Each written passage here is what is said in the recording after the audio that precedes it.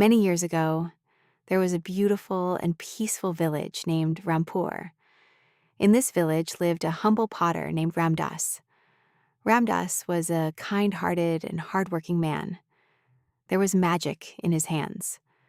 Whenever he placed clay on his wheel and spun it, the lifeless mud didn't just turn into ordinary pots.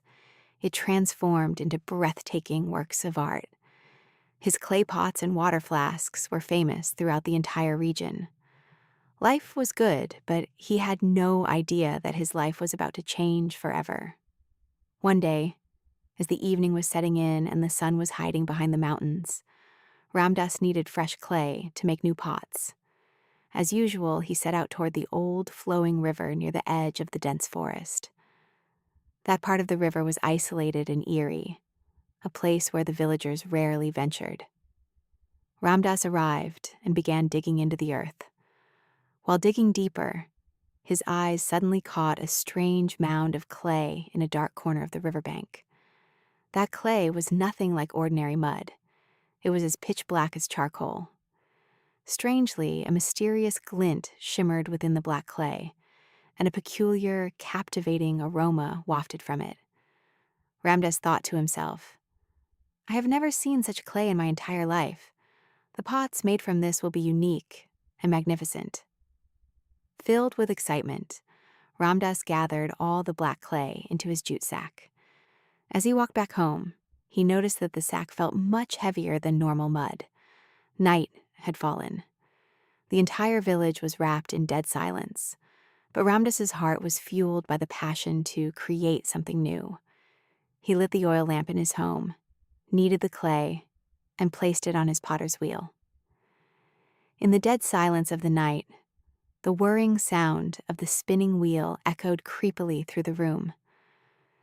Ramdas used all his skills, and by the break of dawn, he had crafted a large, extraordinarily beautiful pot. The pot looked mesmerizing yet strange. It possessed a dark luster that shimmered like gold whenever the lamplight hit it.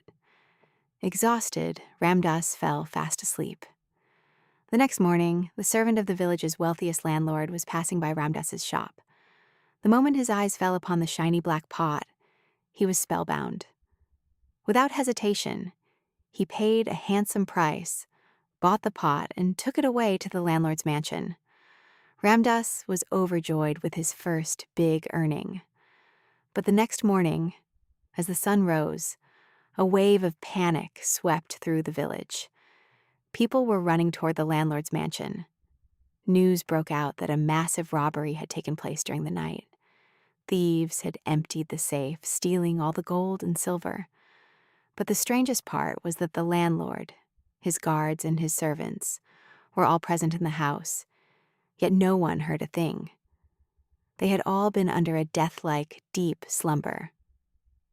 When Ramdas heard this, he found it a bit strange, but he brushed it off as a mere coincidence. The next night, he used the black clay to mold a beautiful, long-necked water flask. The following day, a wealthy cloth merchant bought it.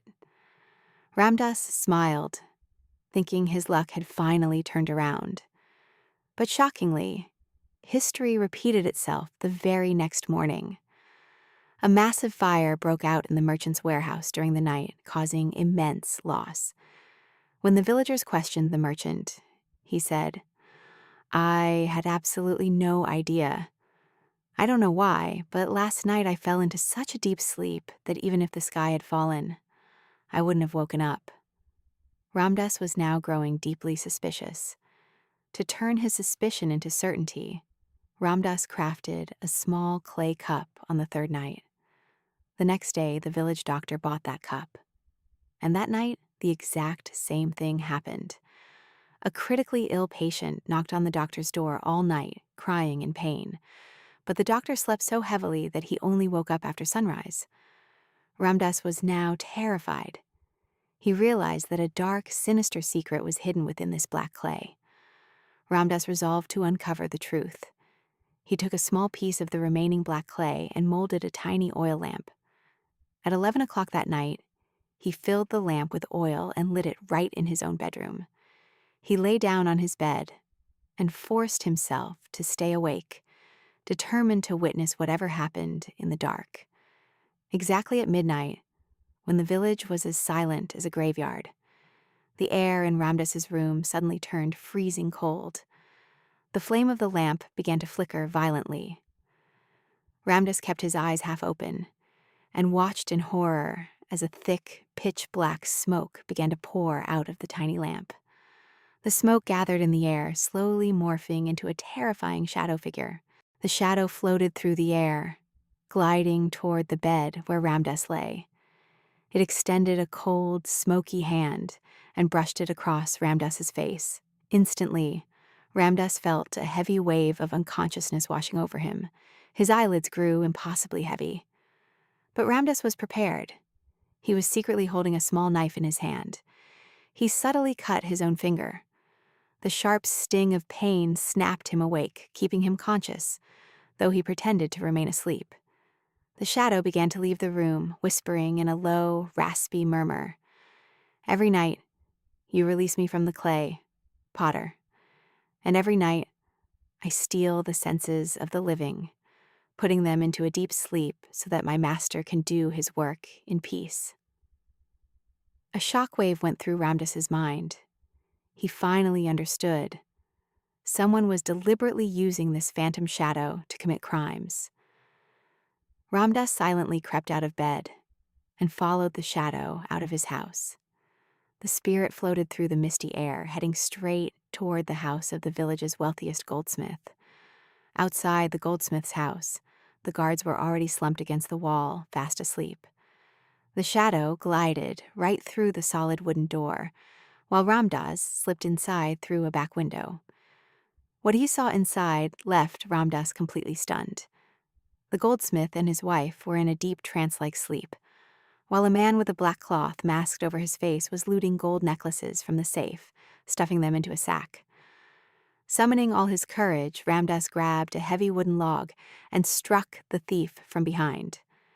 The thief stumbled, falling to the ground, scattering the gold coins across the floor. Ramdas rushed forward and ripped the mask off the thief's face. The moment the mask came off, the ground slipped from beneath Ramdas's feet. It wasn't an outsider or a known criminal. It was their very own village watchman, the exact man entrusted with the safety of the entire village. The watchman staggered to his feet and snarled, "Yes, it was me. I hid the clay from the old sorcerer's grave by the riverbank, knowing a potter would eventually find it and make pots out of it.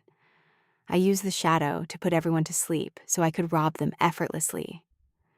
Driven mad by greed and anger, the watchman drew a sharp dagger and lunged at Ramdas to silence him forever. But suddenly the phantom shadow materialized in the room. The watchman had manipulated the cursed clay for his own selfish greed, violating its dark nature. Breaking away from his control, the shadow swirled violently around the watchman like a dark vortex. The watchman screamed in terror, dropping his dagger. Within seconds, he collapsed to the floor, falling into a permanent, unending sleep. The shadow vanished into thin air. The next morning, Ramdas revealed the entire truth to the villagers, leaving everyone shocked. He returned home, took a hammer, and smashed every single pot and piece of the remaining black clay into dust. He marched to the river and threw the cursed shards into the deepest part of the rushing water, burying the secret forever.